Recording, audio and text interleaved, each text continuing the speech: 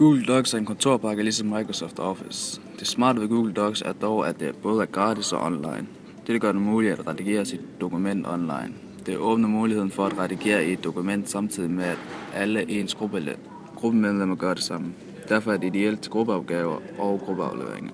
Desuden er det muligt at invitere sin lærer til dokumentet også. Det gør, at man i løbet af arbejdsprocessen kan få løbende feedback fra læreren.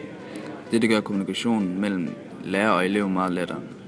Det kræver en Google-konto for at kunne bruge Google Docs. Du opretter en Google-konto således. Åbn din browser. Gå ind på www.google.com.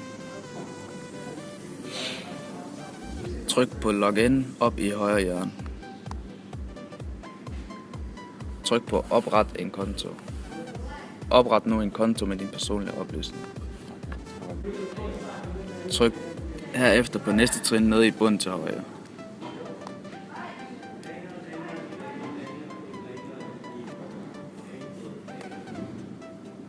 Tillykke, du har nu oprettet dig en Google-konto.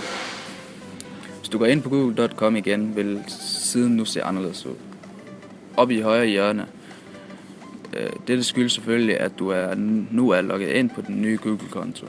Du kan nu komme i gang med at bruge Google Docs.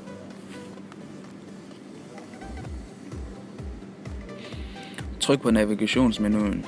Den firkant, som består af 9 små firkanter. Tryk nu på drev.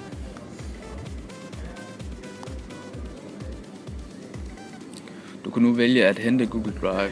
Google Drive er et gratis backup-system, hvor du kan have alle dine vigtige filer liggende. Det er påkrævet at hente Google Drive for at kunne benytte sig af Google Docs. Det er ikke påkrævet. Ønsker du at hente Google Drive, så trykker du på Download Drive. Ønsker du ikke dette og vil videre til Google Docs, tryk på Not Now, Maybe Later lige nedenunder. Ude i venstre side kan du via menuen administrere dine Google Docs dokumenter.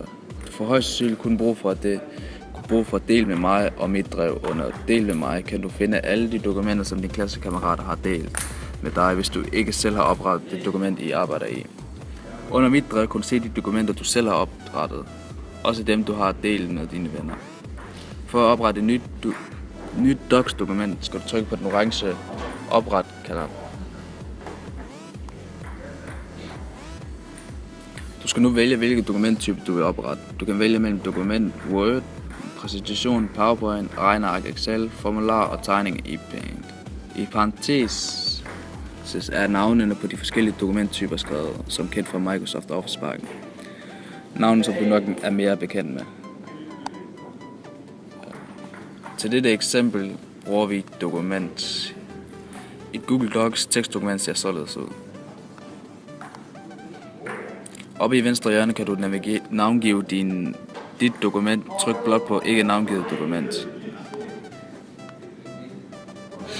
Skriv blot dit ønskede navn i pop-up-boksen og tryk på OK. For at dele dit dokument med dine klassekammerater, skal du trykke på Del op i højre hjørne.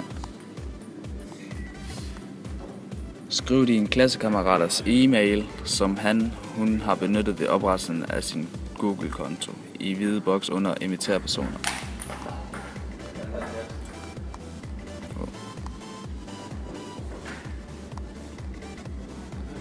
Okay. Tryk herefter på den blå Send-knap lige nedenunder. Du har nu inviteret din klassekammerat til dit dokument, og I kan nu redigere i det samme dokument på samme tidspunkt. Oppe i højre hjørne til venstre for kommentarer kan I se, hvem der er inde i dokumentet.